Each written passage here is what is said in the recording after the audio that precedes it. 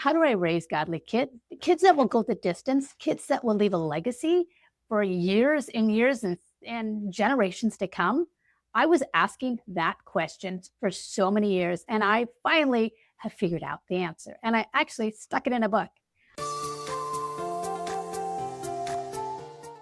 Hi, I'm Nancy Marie Peterson. I've been a mom for almost 3 decades. I have been homeschooling for 20 years. I'm an author of the book Intentional Mom, Unshakable Faith. And this all came about because I wanted the answer. I wanted to know, how do you raise godly kids? And I'm just going to just scratch the surface today, but I do want to encourage you because you can raise godly kids in this culture that is pulling at them and teaching them untruth and lies. And the internet is all over the board for different evils that are poking into our homes. How do I raise godly kids? It just feels so much more exhausting than it did even 10 years ago. But the truth is, you can. It's not as hard as you think.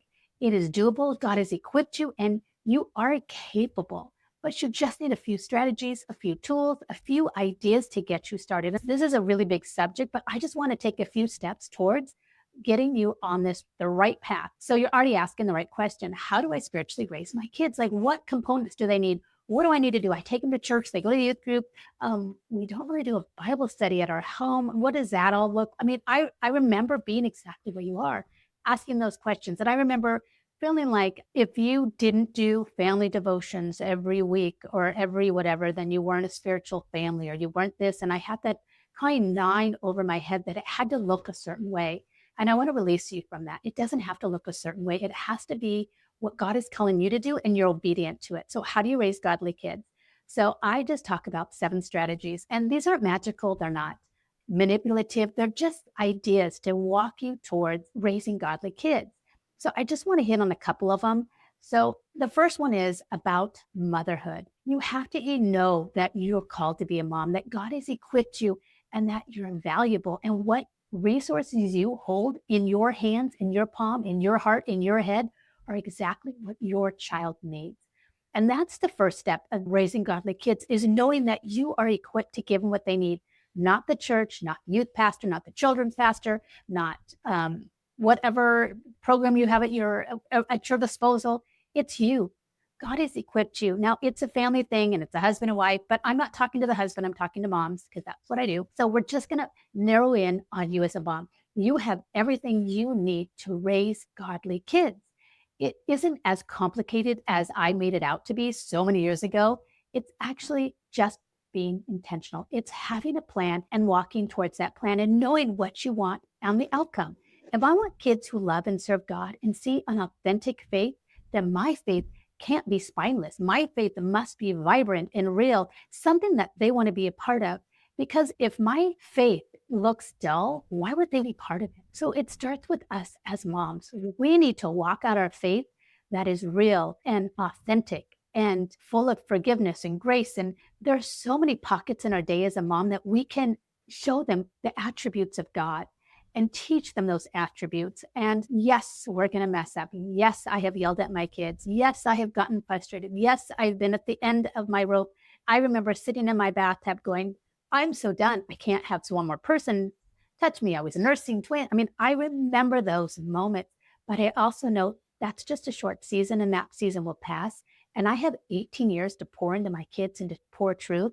And so if you want to know how to raise godly kids, it starts with you. It's not as complicated or unattainable as we sometimes portray it to be. It's really much more simple than I thought. It's sitting down and reading the Bible to your kids. It's having them watch you read the Bible.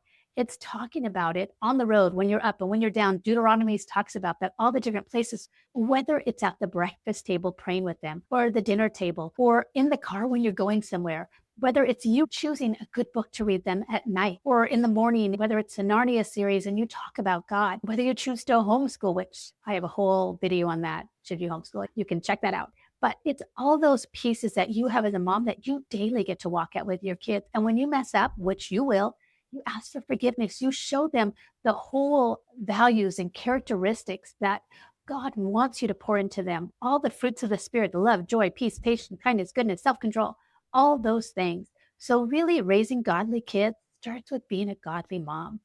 It's a heavy responsibility that we carry as moms, but it also is so beautiful and so exciting and so honoring that God chose us. He chose us to give us this nurturing piece of our soul that we naturally carried over to our kids. And each of my kids is so diverse and different. They each carry God in different regions and different areas. One is a teacher, one, or she was a teacher, she's a mom now. One's a family nurse practitioner, one's a missionary, one's an accountant. They're all doing godly things in different arenas. I just want to encourage you as a mom, if you want godly kids, it starts with you. You do your best to be the person that you want them to be most like.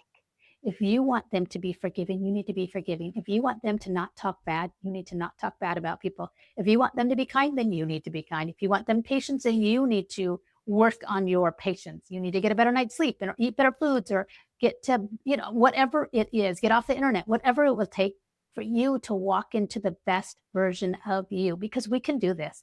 As moms, it's not always easy because our kids see us every single day at the worst parts, at the worst part of the month. We have those monthly, wacko parts. Kids see us and all that, but they also see us walk it out with grace. And over the whole year, as we stay on our knees and we pray for our kids and we pour into our kids, God is faithful. We will reap what we sow. If you pour into your kids all of the attributes of God, you will reap that back. I can tell you from personal experience right now, I have 6 kids and they are all walking with God, and actually not just passively walking and know God, they are actually loving and serving God and making him known in the realm they're in. And I love that. And it's not about me. It's because I was obedient to what God called me to do as a mom, to pour into my kids. And that's what I want to say to you. There isn't some magical thing that you do, or one thing, or one resource, or one book, or one conference, or one message, or whatever it is. It's a lifestyle that you walk out.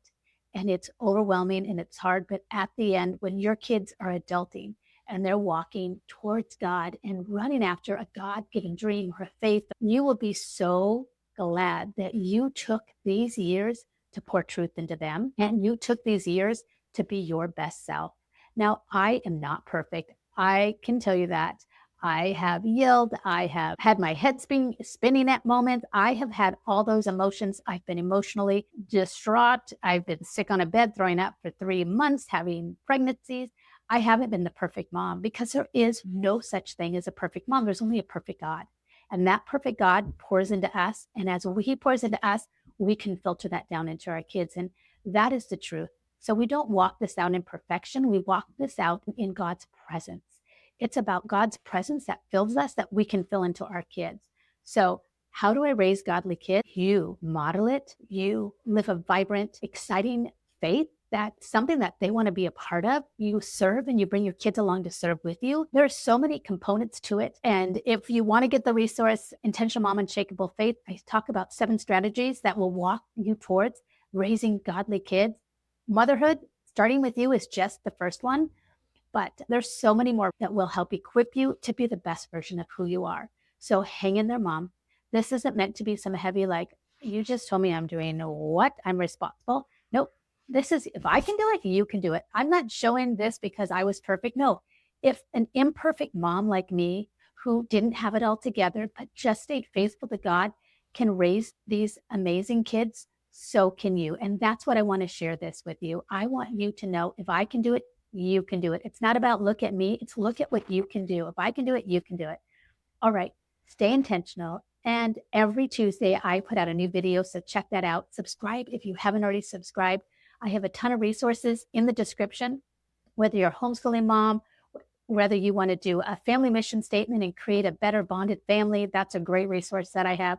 I have, about your year, if you want to set goals and get better with your goals. I have a ton of different resources, and I'm just still compiling them. Check the description, because I have a plethora of resources down there. Most of them are free. The only thing that's not is the book right now, but there's a bunch of courses and just different ideas that will help you walk this out in your life.